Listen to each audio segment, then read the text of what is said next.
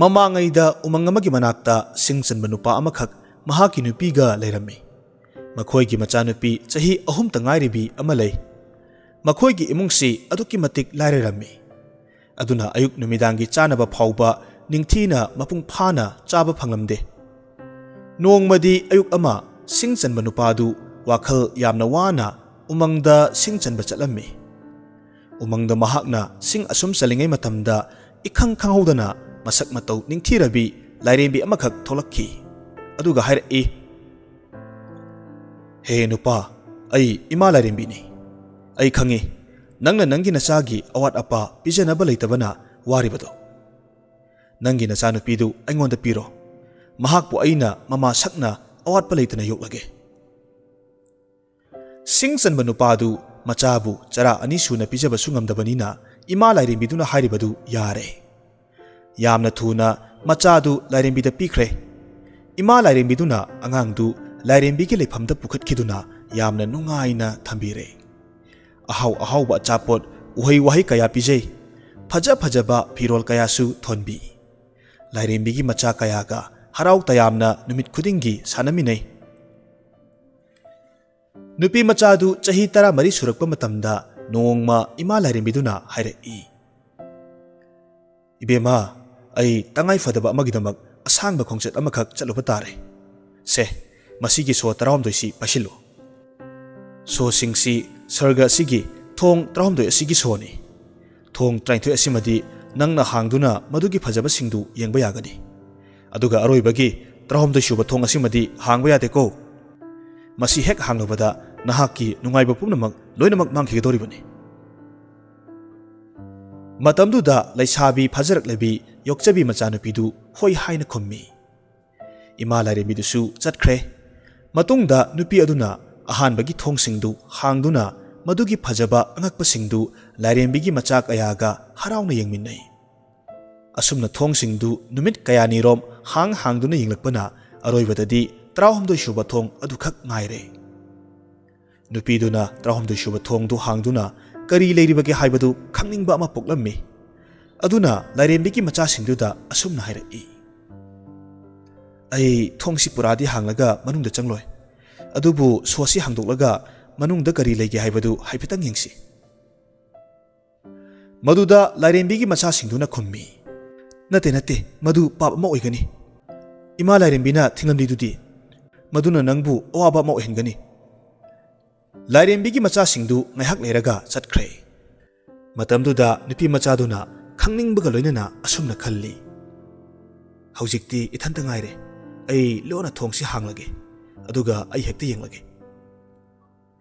ꯑꯁꯨꯝꯅ ꯈꯟꯗꯨꯅ 18 ꯁꯨꯕ ꯊꯣꯡꯗꯨꯒꯤ ꯁꯣꯗꯨ ꯊꯤꯗꯨꯅ ꯊꯣꯡꯗꯨ ꯍꯥꯡꯂꯦ꯫ ꯑꯗꯨꯒ ꯊꯣꯡꯗꯨ ꯈꯖꯤꯛꯇꯪ ꯏꯟꯊꯣꯛꯇꯨꯅ ꯌꯦꯡꯉꯤ꯫ ꯃꯇꯝꯗꯨꯗ ꯎꯔꯦ ꯃꯤ 3ꯈꯛ ꯑꯆꯥꯛꯄ ꯃꯩꯒꯤ ꯃꯊꯛꯇ ꯇꯨꯃꯤꯟꯅ ꯐꯝꯗꯨꯅ ꯂꯩ꯫ ꯆꯥꯛꯂꯤꯕ ꯃꯩ ꯑꯗꯨ ꯇꯝꯅ ꯃꯈꯨꯠꯇꯨꯅ ꯂꯥꯝꯕ ꯃꯇꯝꯗ ꯅꯨꯄꯤꯗꯨꯒꯤ ꯈꯨꯠꯅꯥꯎꯕꯤꯗꯨ ꯃꯩꯗꯨꯅ ꯍꯥꯏꯐꯦꯠ ꯊꯦꯡꯉꯤ꯫ ꯃꯩꯗꯨꯅ ꯊꯦꯡꯈꯤꯕ ꯁꯔꯨꯛꯇꯨ ꯁꯅꯥ ꯃꯆꯨꯒꯨꯝ ꯈꯨꯗꯛꯇ ꯑꯣꯟꯈꯤ꯫ ꯈꯨꯗꯛꯇ ꯄꯥꯈꯠꯄꯒ ꯂꯣꯏꯅꯅ ꯌꯥꯝꯅ ꯊꯨꯅ ꯊꯣꯡꯗꯨ ꯂꯣꯟꯁꯤꯜꯂꯝꯂꯒ ꯀꯟꯅ ꯆꯦꯟꯊꯣꯔꯛꯏ꯫ ꯅꯨꯄꯤꯗꯨ ꯄꯥꯈꯠꯈꯤꯕꯅ ꯃꯤꯍꯨꯜꯒ ꯀꯟꯅ ꯍꯨꯜꯂꯤ꯫ ꯃꯍꯥꯛꯀꯤ ꯈꯨꯠꯅꯥꯎꯕꯤꯗꯨ ꯃꯩꯅ ꯊꯦꯡꯈꯤꯕꯗꯒꯤ ꯁꯅꯥ ꯃꯆꯨ ꯄꯛꯁꯤꯟꯗꯨꯅ ꯂꯩꯔꯦ꯫ ꯃꯈꯨꯠꯇꯨ ꯐꯅ ꯀꯟꯅ ꯇꯛꯊꯣꯛꯂꯕꯁꯨ ꯁꯦꯡꯗꯣꯛꯂꯕꯁꯨ ꯀꯣꯛꯄ ꯀꯧꯕ ꯂꯩꯇ꯭ꯔꯦ꯫ ꯅꯨꯄꯤꯗꯨ ꯀꯔꯤꯕꯨ ꯊꯣꯛꯀꯗꯒꯦ ꯈꯟꯕꯗ ꯄꯥꯈꯠꯄ ꯑꯁꯨꯝ ꯍꯦꯜꯂꯛꯏ꯫ ꯃꯇꯝ ꯑꯗꯨꯗ ꯏꯃꯥ ꯂꯥꯏꯔꯦꯝꯕꯤꯁꯨ ꯍꯜꯂꯛꯂꯦ꯫ ꯃꯍꯥꯛꯀꯤ ꯌꯣꯛꯆꯕꯤ ꯃꯆꯥꯅꯨꯄꯤꯗꯨ ꯀꯧꯁꯤꯜꯂꯒ ꯁꯣꯁꯤꯡꯗꯨ ꯑꯃꯨꯛ ꯄꯤꯔꯛꯑꯣ ꯍꯥꯏꯅ ꯍꯥꯏꯔꯝꯃꯤ꯫ ꯌꯣꯛꯆꯕꯤ ꯃꯆꯥꯅꯨꯄꯤꯗꯨꯅ ꯁꯣ ꯄꯤꯔꯛꯄ ꯃꯇꯝꯗ ꯂꯥꯏꯔꯦꯝꯕꯤꯗꯨꯅ ꯃꯆꯥꯅꯨꯄꯤꯗꯨꯒꯤ ꯃꯃꯤꯠꯇ ꯌꯦꯡꯂꯒ ꯍꯥꯏꯔꯛꯏ, "ꯅꯪ 18 ꯁꯨꯕ ꯊꯣꯡꯗꯨ ꯍꯥꯡꯗꯣꯛꯂꯨꯕ꯭ꯔꯥ?" ꯃꯇꯝꯗꯨꯗ ꯃꯆꯥꯅꯨꯄꯤꯗꯨꯅ ꯍꯥꯡꯗꯦ ꯍꯥꯏꯅ ꯈꯨꯝꯃꯤ꯫ ꯑꯗꯨꯗꯒꯤ ꯂꯥꯏꯔꯦꯝꯕꯤꯗꯨꯅ ꯃꯆꯥꯅꯨꯄꯤꯒꯤ ꯃꯤꯍꯨꯜꯗꯨ ꯌꯦꯡꯉꯤ꯫ ꯃꯇꯝꯗꯨꯗ ꯈꯪꯂꯦ ꯃꯆꯥꯅꯨꯄꯤꯗꯨ ꯃꯍꯥꯛꯅ ꯍꯥꯏꯕꯗꯨ ꯏꯟꯗ꯭ꯔꯦ꯫ ꯑꯅꯤꯔꯛ ꯁꯨꯕ ꯑꯣꯏꯅ ꯂꯥꯏꯔꯦꯝꯕꯤꯗꯨꯅ ꯑꯃꯨꯛꯁꯨ ꯍꯪꯕꯗ ꯃꯆꯥꯅꯨꯄꯤꯗꯨꯅ ꯊꯣꯡꯗꯨ ꯍꯥꯡꯗꯦ ꯍꯥꯏꯅ ꯑꯗꯨꯃꯛ ꯈꯨꯝꯃꯤ꯫ ꯃꯆꯥꯅꯨꯄꯤꯒꯤ ꯈꯨꯠꯅꯥꯎꯕꯤꯗꯨ ꯎꯔꯒ ꯏꯃꯥ ꯂꯥꯏꯔꯦꯝꯕꯤꯗꯨꯅ ꯑꯃꯨꯛꯁꯨ 3ꯂꯛ ꯁꯨꯕ ꯑꯣꯏꯅ "ꯊꯣꯡꯗꯨ ꯍꯥꯡꯂꯨꯕ꯭ꯔꯥ? ꯑꯁꯦꯡꯕꯗꯨ ꯍꯥꯏꯌꯨ" ꯍꯥꯏꯅ ꯍꯥꯏꯔꯝꯃꯤ꯫ ꯃꯆꯥꯅꯨꯄꯤꯗꯨꯗꯤ ꯍꯥꯡꯗꯦ ꯍꯥꯏꯅ ꯑꯗꯨꯃꯛ ꯈꯨꯝꯃꯤ꯫ ꯏꯃꯥ ꯂꯥꯏꯔꯦꯝꯕꯤꯗꯨꯅ ꯁꯥꯎꯅ ꯍꯥꯏꯔꯛꯏ, "ꯅꯪ ꯑꯩꯅ ꯍꯥꯏꯕ ꯏꯟꯗ꯭ꯔꯦ, ꯑꯗꯨꯒ ꯑꯣꯏꯗꯕꯁꯨ ꯉꯥꯡꯉꯦ꯫ ꯃꯐꯝ ꯑꯁꯤꯗ ꯅꯍꯥꯛ ꯂꯩꯕ ꯌꯥꯔꯔꯣꯏ." Asumna hek haiba loibaga machanupidu gyan mangki. Mahakna gyan tarakpa matamda mahak makhada prithibida leire haibasi mahak khangjare. Koirei leiduna yengba matamda mafamdu umang ama oirami. Matamduda makhol thokna hauna kapningki. Adubu mahak wa ngangbasu ngamkhidre. Makhol amata thoro haiba yakidre. Yenglu khuding asongba uwa tingkhang kayani. Upai leitabana mahak mafam aduda leiramba surungumba ahoba macha amada leire. Ahoba makhul aduda leiduna nongju nungsa aing asa kayadagi ngakthokjei. Asumna mafam asida awaba kaya khangduna leibasida swargada nungaina leirambadu ningsingduna kapjei. Inthamthagi matam oisilakpadagi aingba khangwada awaba ama oirami. Maram aduna nungsa khajiktang tholakpa matamda nungsa phangba u pambi amagi makhada hek phammi. Asumna matam kharadi haukhre. Nongmadi ningtho amakhak umang asida sa tanba lai. Mahakna asum lakpa matamda u makhada phamduna leiribi masak matau ningthirabi nupidu hek urure. Nupidu gi phajabadu uvada ningthaudu pungmaw ngawre. Aduna sangsinduna nupiduda mahaki rani oibiro haina hairammi.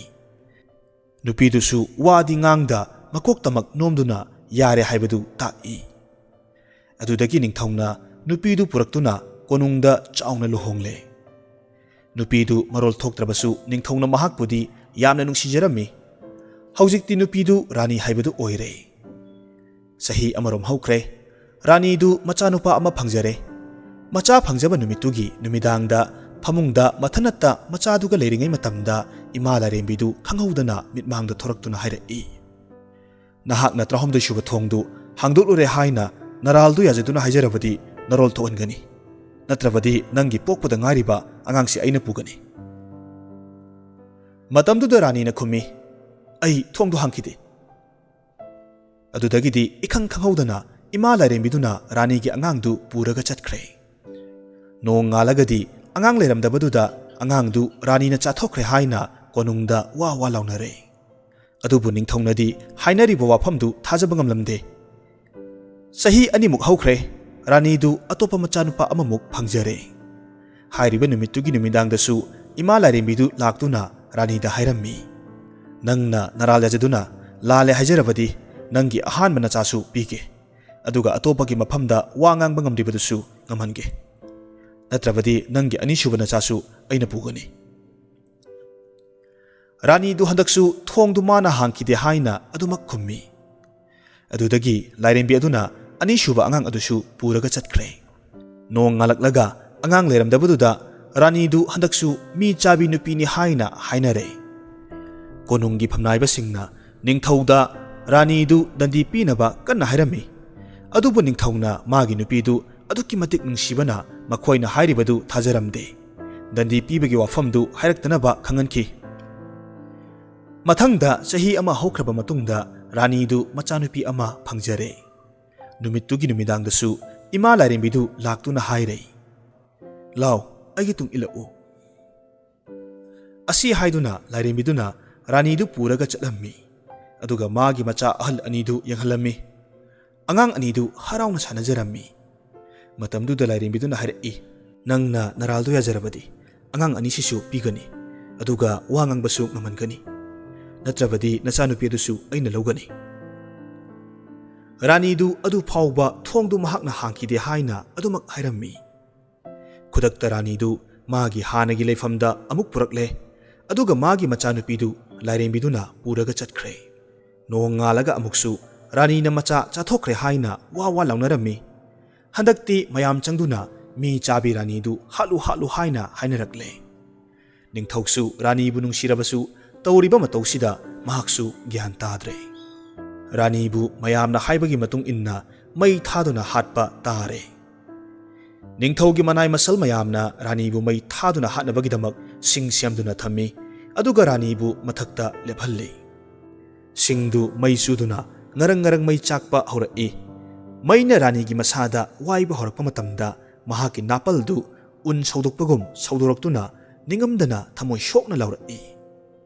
Ima lairembi ay lale ay thongdu hanglure ay bu amukta ngakpiyu. Khudaktuda nong chutharakhi. ꯆꯥꯛꯂꯝꯕ ꯃꯩꯁꯤꯡꯗꯨꯁꯨ ꯂꯣꯏꯅꯃꯛ ꯃꯨꯠꯈꯤ꯫ ꯃꯇꯝꯗꯨꯗ ꯂꯥꯏꯔꯦꯝꯕꯤꯗꯨ ꯔꯥꯅꯤꯒꯤ ꯃꯆꯥꯅꯨꯄꯤ ꯑꯇꯣꯝꯕꯤꯗꯨ ꯄꯝꯂꯒ ꯃꯆꯥ ꯑꯅꯤꯗꯨꯅ ꯅꯥꯀꯜꯗ ꯂꯦꯞꯂꯒ ꯁ꯭ꯋꯔꯒꯗꯒꯤ ꯄꯥꯏꯊꯔꯛꯏ꯫ ꯑꯗꯨꯒ ꯔꯥꯅꯤꯗ ꯏꯪꯅ ꯇꯞꯅ ꯍꯥꯏꯔꯛꯏ,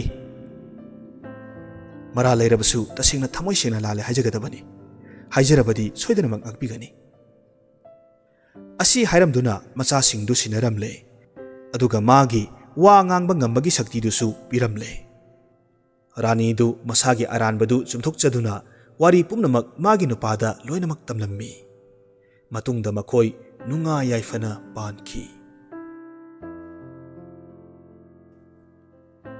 ꯍꯧꯖꯤꯛ ꯑꯃꯨꯛ ꯇꯥꯃꯤꯟꯅꯔꯁꯤ ꯄꯣꯠꯁꯪꯕꯝ ꯂꯝꯉꯥꯟꯕꯤꯒꯤ ꯋꯥꯠꯂꯤꯈꯩ ꯅꯨꯡꯁꯤꯅꯕ ꯋꯥꯠꯇ꯭ꯔꯒ ꯁꯥꯎꯅꯕ꯫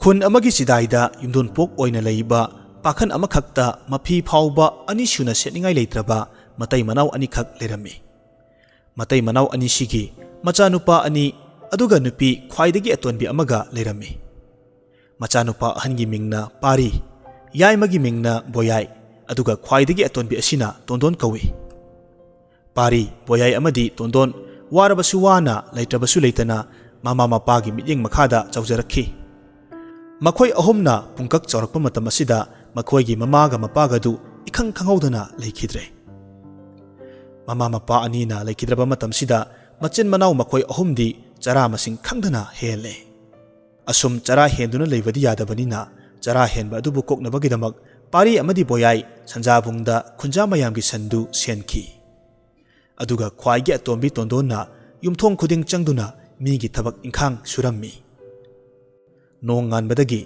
ꯃꯝꯂꯤ ꯃꯝꯂꯤ ꯇꯧꯕ ꯃꯇꯝ ꯑꯗꯨ ꯐꯥꯎꯕ ꯃꯤꯒꯤ ꯃꯌꯨꯝꯗ ꯊꯕꯛ ꯁꯨꯏ꯫ ꯃꯍꯥꯛꯅ ꯃꯌꯨꯝꯗ ꯍꯜꯂꯝꯗꯥꯏꯗ ꯌꯨꯝꯕꯨꯗꯨꯅ ꯆꯦꯡ ꯈꯨꯌꯥ ꯑꯃꯗꯤ ꯄꯤꯕꯤ꯫ ꯆꯦꯡ ꯈꯨꯌꯥ ꯈꯔꯁꯤ ꯄꯨꯗꯨꯅ ꯂꯥꯛꯂꯒ ꯇꯣꯟꯗꯣꯟꯅ ꯃꯌꯨꯝ ꯌꯧꯔꯕ ꯃꯇꯝꯗ ꯆꯥꯛ ꯊꯣꯡꯅ ꯊꯣꯡꯅ ꯃꯕꯨꯡ ꯑꯅꯤꯕꯨ ꯉꯥꯏꯖꯩ꯫ ꯃꯕꯨꯡ ꯑꯅꯤ ꯍꯜꯂꯛꯂꯕꯗ ꯃꯆꯤꯟ ꯃꯅꯥꯎ ꯑꯍꯨꯝꯗꯨ ꯑꯣꯛꯄ ꯑꯣꯛꯇꯕ ꯊꯤꯗꯅ ꯍꯔꯥꯎ ꯍꯔꯥꯎꯅ ꯆꯥꯛ ꯆꯥꯃꯤꯟꯅꯩ꯫ ꯕꯣꯌꯥꯏ ꯑꯃꯗꯤ ꯄꯥꯔꯤ ꯅꯣꯡ ꯉꯥꯟꯐꯨꯡ ꯉꯥꯟꯐꯨꯡ ꯇꯧꯕ ꯃꯇꯝꯗꯒꯤ ꯈꯨꯟꯒꯤ ꯁꯟ ꯃꯌꯥꯝꯗꯨ ꯍꯣꯏꯗꯨꯅ ꯁꯟꯖꯥꯕꯨꯡꯗ ꯆꯠꯈ꯭ꯔꯦ꯫ ꯇꯣꯟꯗꯣꯟꯁꯨ ꯏꯃꯨꯡ ꯃꯅꯨꯡꯒꯤ ꯊꯕꯛ ꯄꯨꯝꯅꯃꯛ ꯂꯣꯏꯁꯤꯜꯂꯝꯂꯒ ꯃꯤꯒꯤ ꯌꯨꯝꯗ ꯊꯕꯛ ꯁꯨꯕ ꯆꯠꯈ꯭ꯔꯦ꯫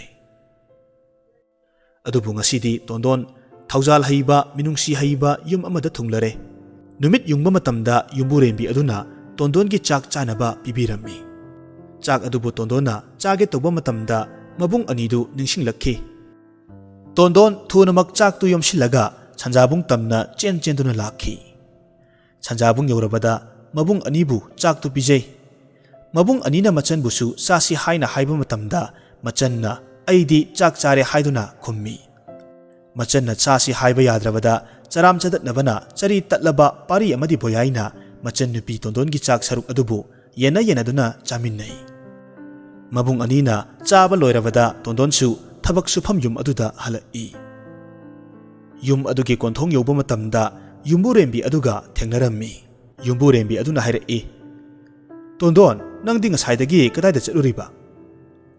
ꯇꯣꯟꯗꯣꯟꯅ ꯌꯥꯝꯅ ꯀꯤ ꯍꯪꯒꯣꯏꯅ ꯑꯃꯗꯤ ꯅꯣꯂꯨꯛꯅ ꯈꯨꯝꯃꯤ, ꯑꯩ ꯇꯥꯆꯧꯒ ꯇꯌꯥꯏꯒꯒꯤ ꯃꯅꯥꯛꯇ ꯆꯠꯂꯒ ꯆꯥꯛ ꯆꯥꯃꯤꯟꯅꯔꯨꯕꯅꯤ꯫ ꯌꯨꯝꯕꯨꯔꯦꯝꯕꯤ ꯑꯗꯨ ꯉꯥꯏꯍꯥꯛꯇꯤ ꯀꯔꯤꯃꯠꯇ ꯍꯥꯏꯗꯦ, ꯑꯗꯨꯒ ꯃꯃꯣꯟ ꯃꯤꯅꯣꯛ ꯑꯃꯒ ꯂꯣꯏꯅꯅ ꯇꯣꯟꯗꯣꯟꯗ ꯅꯨꯡꯁꯤꯅ ꯌꯦꯡꯂꯒ ꯍꯥꯏꯔꯛꯏ, ꯑꯗꯨꯗꯤ ꯅꯪꯗꯤ ꯉꯁꯥꯏꯅ ꯇꯥꯆꯧꯒ ꯇꯌꯥꯏꯒꯁꯨ ꯌꯥꯎꯅ ꯆꯥꯃꯤꯟꯅꯒꯗꯧꯅꯤ ꯍꯥꯏꯔꯝꯃꯗꯤ ꯑꯩꯅ ꯆꯥꯛꯇꯨ ꯅꯕꯨꯡ ꯑꯅꯤꯒꯤꯁꯨ ꯌꯥꯎꯅ ꯁꯦꯝꯂꯝꯒꯗꯕꯅꯤ꯫ ꯑꯩꯗꯤ ꯈꯪꯗꯕꯅꯤꯅ ꯅꯪ ꯈꯛꯇꯒꯤ ꯄꯤꯔꯦ꯫ ꯐꯔꯦ, ꯍꯌꯦꯡꯗꯒꯤꯗꯤ ꯅꯕꯨꯡ ꯑꯅꯤꯒꯤꯁꯨ ꯁꯦꯝꯕꯤꯔꯒꯦ꯫ ꯑꯗꯨꯒ ꯉꯁꯤꯗꯒꯤ ꯍꯧꯔꯒ ꯇꯣꯟꯗꯣꯟ ꯅꯪ ꯅꯨꯃꯤꯠ ꯈꯨꯗꯤꯡꯒꯤ ꯑꯩꯈꯣꯏꯗ ꯂꯥꯛꯀꯗꯕꯅꯤ꯫ ꯑꯩꯈꯣꯏꯗ ꯅꯨꯃꯤꯠ ꯈꯨꯗꯤꯡꯒꯤ ꯊꯕꯛ ꯁꯨꯒꯗꯕꯅꯤ꯫ ꯐꯔꯦ ꯆꯪꯉꯣ ꯅꯊꯧ ꯇꯧꯖꯔꯨꯔꯣ꯫ ꯇꯣꯟꯗꯣꯟꯁꯨ ꯍꯣꯏ ꯃꯥꯏ ꯀꯔꯤꯃꯠꯇ ꯍꯥꯏꯔꯝꯗꯅ ꯌꯨꯝ ꯑꯗꯨꯗ ꯆꯪꯂꯒ ꯊꯕꯛꯁꯤꯡꯗꯨ ꯂꯣꯏꯅꯃꯛ ꯂꯣꯏꯁꯤꯜꯂꯦ꯫ ꯅꯨꯃꯤꯠ ꯑꯁꯤꯗꯒꯤ ꯍꯧꯔꯒ ꯌꯨꯝꯕꯨꯔꯦꯝꯕꯤ ꯑꯗꯨꯅ ꯅꯨꯃꯤꯠ ꯌꯨꯡꯕ ꯃꯇꯝꯗ ꯃꯆꯤन ꯃꯅꯥꯎ ꯑꯍꯨꯝꯒꯤ ꯑꯣꯛꯅꯅꯕ ꯆꯥꯛ ꯇꯣꯟꯗꯣꯟꯗ ꯄꯤ꯫ ꯑꯗꯨꯒ ꯇꯣꯟꯗꯣꯟꯅ ꯁꯟꯖꯥꯕꯨꯡꯗ ꯆꯠꯇꯨꯅ ꯃꯕꯨꯡ ꯑꯅꯤꯒ ꯂꯣꯏꯅꯅ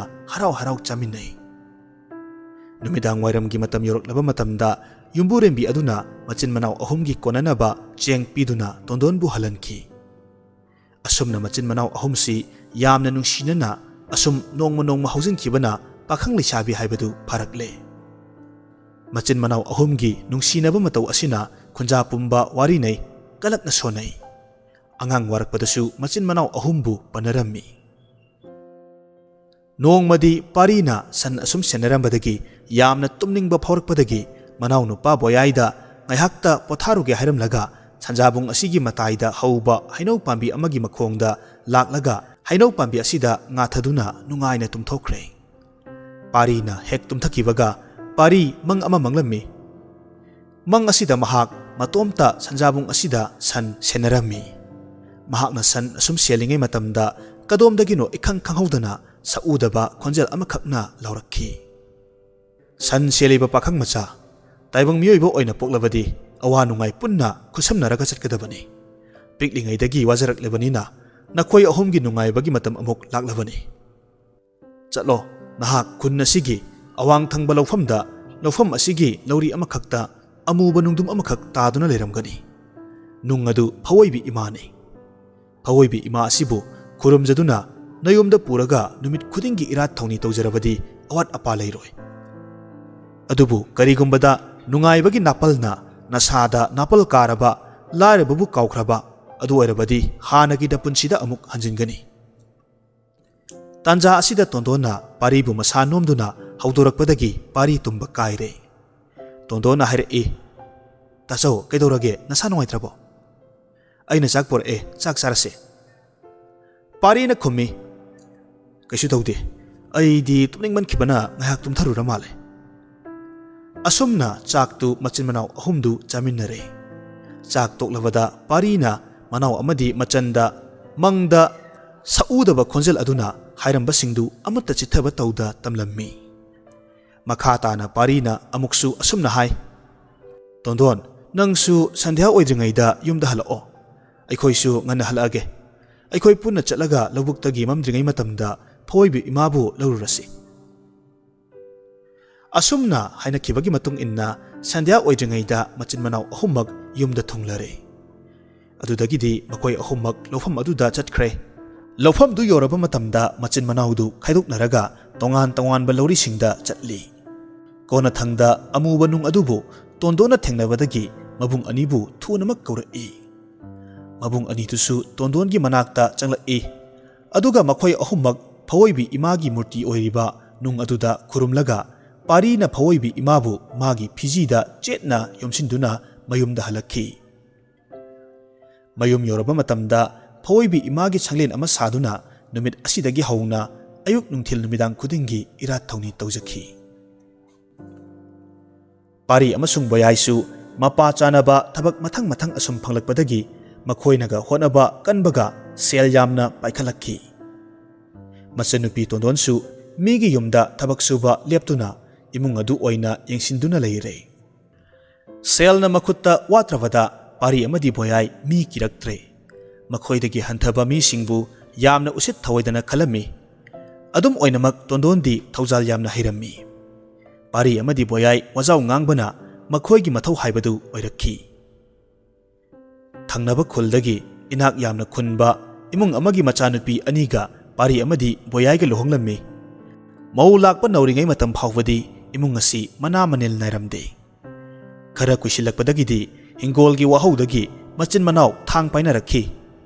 Yum asida leiriba mau anisi ngaihakta phawba unaba yaramde. Marak asida tondondi wabana loirammi. Manamma anigi asengba minai haibadu oire. Adubu khana chenaba tholakani haina kibadagi mahak warabasu wana amana haire hoi haiduna nangnaba loinamak silammi. Nongmagi numitni bikhyari amakak makhoigi yumsida bikhya hapiyo haiduna changlakhi. Bikhyari asiga tondonga mayok narammi. Tondona bikhyari asibu phida thaduna phamhalli. Aduga mahakna imungdagi cheng khara lauthoklaga bikhyari asida pige tawba matamda parina tondongi makhuttu pharaga chengdu mulli. Aduga asumna hairei.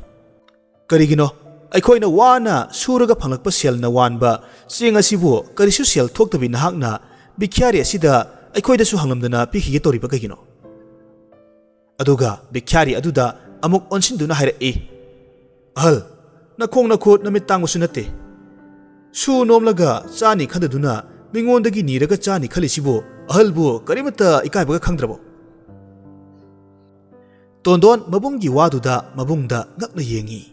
aduga wadi ngangdana mapi tarai bekyari ahal adusu yamna ikaina mamittagi mapi taba makai yum adudagi tapna thoki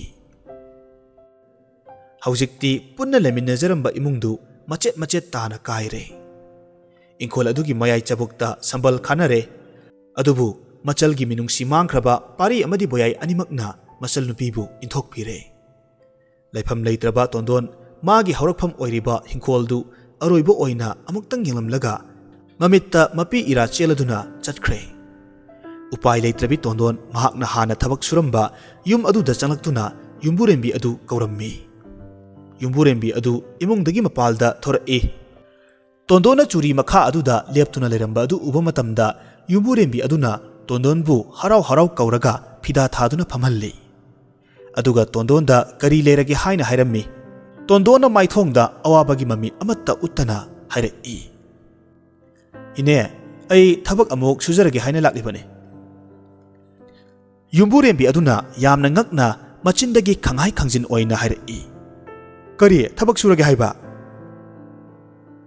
tondona makhatana asumna amuk hairai ine inamma ani lakpadagi ai yumda thabak amatta tawdre aina suramba pumba inamma anina loinamak hosinkhre aidi matam pumbada hangduna asum leibase nungaitaduna thabak khara sujagi haina lakpane adubu tondona phana minamlabasu tondongi mabuk ningda leiriba wafamsing adubudi yumburembi aduna loinamak khanglammi yumburembi aduna tondongi awabasi kokpirage khanduna tondonbu mahaki amatta pokjaba machanupa adugi mamau oina loksinbirammi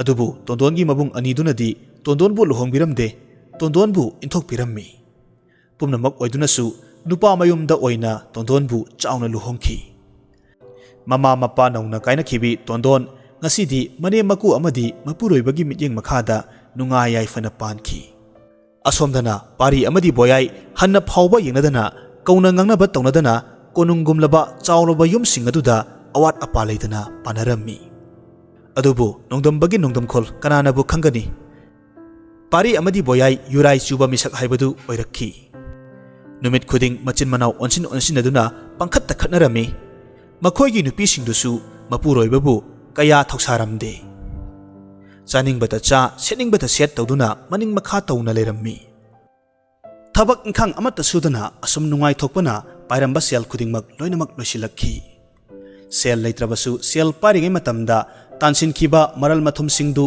kai kaiduna chavana mayom ingkhol phawba yonthokre magi nupinasu maral mathum leitraba pari amadi boyaibu hundokpiramlaga mapamlomda loinamak chatkre mayum makai leitraba pari amadi boyai mayum yonbagi senpham kharadu pairaga nisha kaya chasinduna lambi sorokta ta leibana makhoigi mathau oirakhi haujikti sel pumbasu loikhre makhoi ani magi thokpa migi mayumda changlaga bikhyani rammi adubu makhoina lujakhidaba maramchat aduna maram oiraga kanamatanasu makhoibu ising marik ama phawba pithaklakhide upai leitraba pari amadi boyai lambi sorokta taramba phattaba chana thaknaba singdu khunduna chai chaba phangdraga chara heli masadu nongmagi asum sonjilai nongmadi ikhang khanghodana pariga boyaigadu lambida chanaba tabra haina thiba lakpa matamda thengnarammi matam kuirabagi tungda ikhang khanghodana thengnabaduda haukraba mayamadubu ningsing wari sanaduna ningamdaba sing phongdoknaraga kapminnarammi haujikti machin manau anidu thabak suba horasi haina khanaduna thabak thiba laklammi adubu makhoina tawnanaba thabak amata phanglamde khul asida thabak phangdrabada atopa khul amada chalasi hainaduna waret narammi adubu makhoigi khul asi hek lanthorakpaga chada thaktabana maram oiraga machin manau anigi aroiba haibadu oikhi makhoi anigi asiba haksangsi kananasu khangbi ubidana langjak kwaki machinjak oikhi